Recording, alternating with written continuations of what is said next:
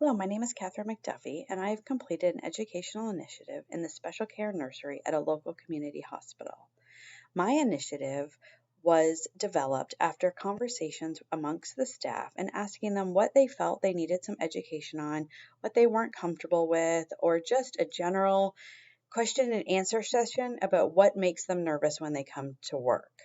Hands down, the answer was umbilical lines.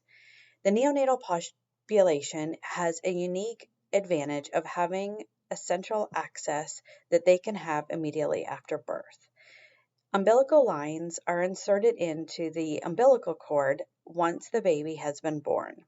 It has two veins and an artery that is patent for a few weeks after birth, and they can have central access placed.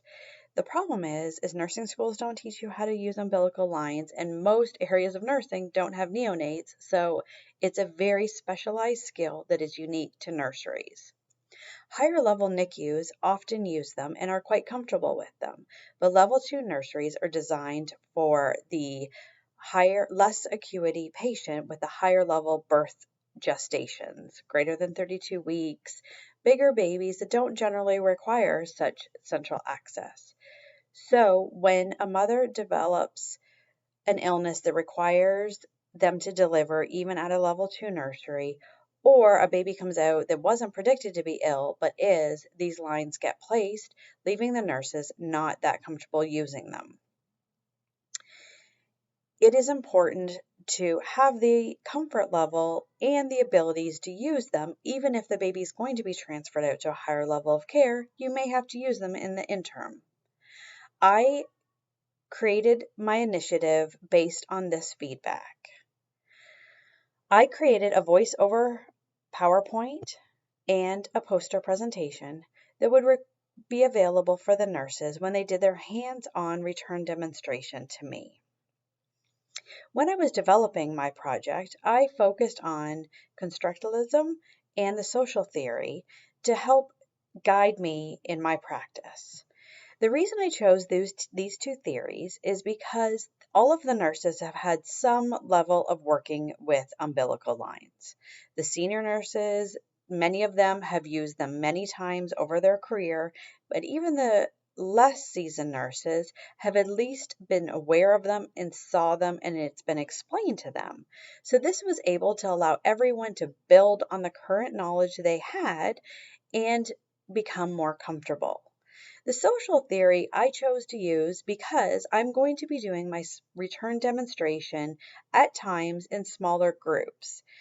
This project is required for all of the nurses in the special care nursery, and so in order to be able to use the time and get everyone checked off, at times they may have to do it with a peer, and they can work together to solve the problem of being able to zero their umbilical line, draw labs off the umbilical line, and string them. One of the key factors of my presentation is I created a board, a big bulletin board for the staff to be able to refer back to. One of the problems with the umbilical lines in the special care is they don't do it regularly. So like most skills, if you don't use it, you lose it. So this poster is going to be kept in the nursery so that months to come, the nurses can bring out the poster and reference it. The line setup is really not that different than what they're used to using on a day-to-day basis. However, it's intimidating just because they don't use it. So if they are able to pull the board out, see how it's set up, they'll be able to pull out the equipment, attach them, and easily be able to see with the visual that it's done correctly. I also created a few short videos on some of the key components of working with umbilical lines, such as zeroing the line, drawing off of it, H-taping it, which is a way that you secure the umbilical line to the patient so it doesn't get dislodged, and zeroing the arterial line. These videos have been uploaded into a QR code so that they can scan this months to come, and they will then have the ability to re-watch the videos in present time. As you can imagine, these lines are usually inserted during high stress situations. This is not usually a well baby, which means the baby's sick and it's just newly born, so it is usually used and placed under a stressful situation. Having this ability to go back and quickly look at these codes is going to make all of the difference going on in the months to come after the initiative. I created a survey of 10 questions and sent it out to the staff prior to starting my presentation. It is 9 questions of very key components of how to use Lines, and question number 10 was gauging their comfort level.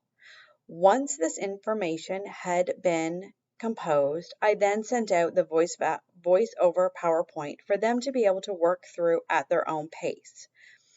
Once the PowerPoint had been out for around a week, I started touching bases with nurses and setting up times to work with them one-on-one or 1 to 2, sometimes 1 to 3, and going through the hands-on portion. All of the nurses were given time to review the information so that they felt comfortable before coming and sitting with me.